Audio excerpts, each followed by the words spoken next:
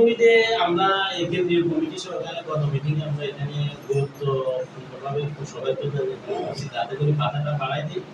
আর আমরা গ্রাহককে চাপ দিই বা বাদী বিবাদীকে চাপ দিই কোনো টাকা নিতে না হয়, এই বিষয়টা তাদের মনে নিয়ে এটা আমরা আমাদের এর ফলেও আপনারা যখন আসছেন আমরা মনে করি আগামী কেন্দ্রীয় মিটিংয়ে উপস্থাপন করবেন, এবং ওখানে তো পুরো কমিটি থাকবে।